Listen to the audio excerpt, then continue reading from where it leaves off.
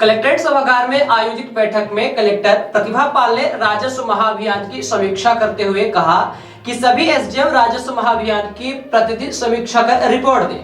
राजस्व प्रकरणों के लंबित रहने के कारणों को दूर करते हुए प्रकरणों का निराकरण कराएं। वहीं अभियान में 15 जनवरी से पूर्व दर्ज नामांतरण के सभी प्रकरणों का अनिवार्य रूप से निराकरण करें।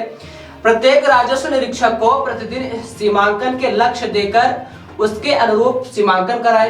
प्रकरण निराकृत करके आरसीएमएस पोर्टल में दर्ज कराए। नक्शा तरमीम तथा खसरे में सुधार के लिए पटवारियों की ड्यूटी तहसील में लगाए।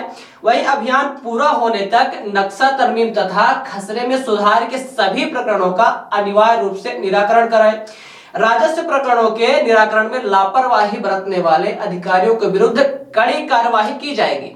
वहीं कलेक्टर ने कहा कि अभियान के दौरान किसान सम्मान निधि की ई-केवाईसी अपडेट का कार्य 100% किया जाना है। जनपद के मुख्य कार्यपालन अधिकारी इसके लिए ग्रामवार रोजगार सहायकों की तैनाती करें। पटवारी इस कार्य में रोजगार सहायकों के लिए सहयोग देंगे। वहीं पर जनपद के मुख्य कार्यपालन अधिकारी प्रतिदिन ई-केवाईसी अपडेट के लिए रिपोर्ट प्रस्तुत करें और 15 जनवरी से 29 फरवरी तक चल रहे राजस्व महाअभियान के दौरान जिले भर में तहसील न्यायालयों में सुनवाई करके 3890 राजस्व प्रकरणों का निराकरण किया जाना है। अपने यहाँ शासन के दिशा निर्देशानुसार राजस्व महाअभियान चलाया जा रहा है और इस पूरे महाअभियान में जो मुख्य 2-3 काम सभी राजस्व अधिकारियों को करने हैं, उसमें ये फोकस रखा गया है कि नंबर 1 हम लोगों के जो भी कोर्ट में केसेस हैं और जो समय सीमा बाहर हैं, उन केसेस को प्राथमिकता से निपटाया जाए। तो सभी राजस्व अधिकारी, जिसमें सभी तहसीलदार, नायब तहसीलदार और सभी एसडीएम के कोर्ट को ये निर्देश दिए गए हैं कि वो डेली बेसिस पे अपने कोर्ट लगाएं, नंबर 1। नंबर 2, उनके पास जो भी एसडीएम्स के पास 1 से 2 साल तक के केसेस ऐसे हैं जो लंबे समय से चल रहे हैं, या फिर अपने तहसीलदारों के यहाँ नामांतरण के, सीमांकन के, बंटवारे के ऐसे केसेस हैं जो लंबे समय से चल रहे हैं, उनका निपटारा करें। साथ ही जो रेवेन्यू रिकॉर्ड है उसके परिमार्जन के भी निर्देश दिए गए हैं कि कहीं कोई डुप्लीकेट खसरा एंट्री है, कहीं बटांकन होने हैं, इस तरीके की चीज़ें भी हम लोग रिकॉर्ड में अपडेट करें।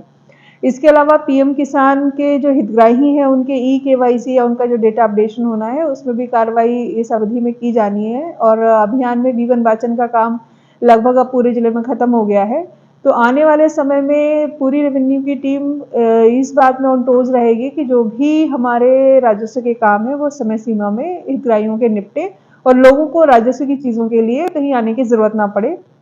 इसीलिए हम लोगों ने जिले में राजस्व के जो हलके हैं जितने भी, उनमें ही मोबाइल कोर्ट भी शुरू किया है, जिसमें शनिवार और शुक्रवार के दिन सभी नायब तहसीलदार और तहसीलदारों की कोर्ट जो बड़े गांव हैं या जहां के प्रकरण ज़्यादा हैं, ऐसे हलकों में भी लगाई जा रही है ताकि डोर स्टेप पे ही इनका निराकरण किया जा सके।